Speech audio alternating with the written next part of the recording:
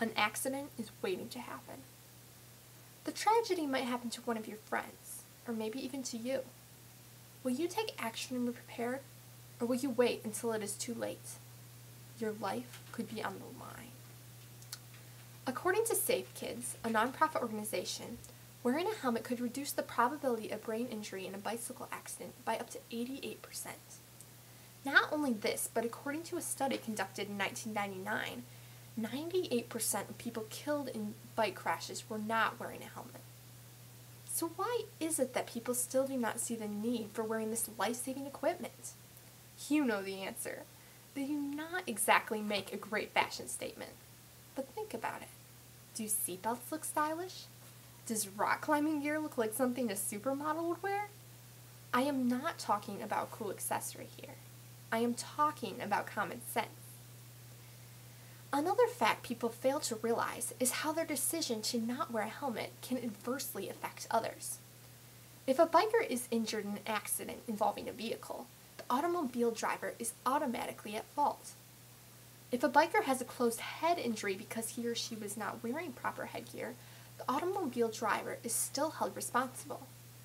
What if you were the driver of that car or that truck? You would wish that the biker had worn a helmet. It is important to stress that simply wearing a helmet will not completely eliminate the risk of injury.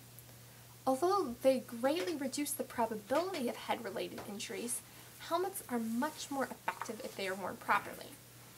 First of all, make sure that your helmet has padding beneath the outside plastic shell. According to Janie Harris, a properly adjusted helmet should fit snugly in place, not shifting when the biker moves his or her head from side to side. It should also fit so that the front rim of the helmet is in line with the back rim of the helmet.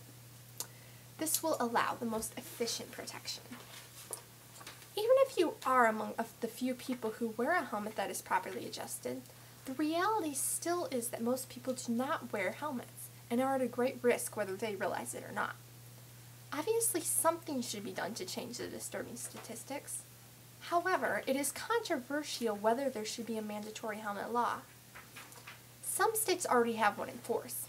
Although this would seem like the most logical step, according to the article, lack of helmet use by children poses a serious risk. Only 6% more children wear helmets in states that have laws compared to those that do not. This begs the question, is the law worth the effort, or is there something else that would be more effective? Would educating people about the consequences of not wearing a helmet prove more effective in the long run? I would argue that, together, they would prove to be the most powerful tool for change. Although the percentage of people wearing helmets in states with mandatory helmet laws are not substantially different than states without laws, the small numbers do add up. According to the article, Bicycle Helmet Use Laws, between 57,000 and 100,000 injuries would be prevented annually if mandatory helmet laws were universally enacted. The number would be even greater if people were educated on the effectiveness of helmet use. Not only would these two actions prevent injuries, they would also save lives. Hundreds of families would not have to face the reality of a loss of a loved one. The first step in resolving this problem would of course be to wear a helmet yourself, and encourage your friends and families to also. From there, you can find out more information from organizations' websites, such as www.usa.safekids.org. This organization organizes programs that communicate to children the benefits of wearing a helmet. Although this may seem like just another activity to add to your ever-growing schedule, just remember, it could save someone's life.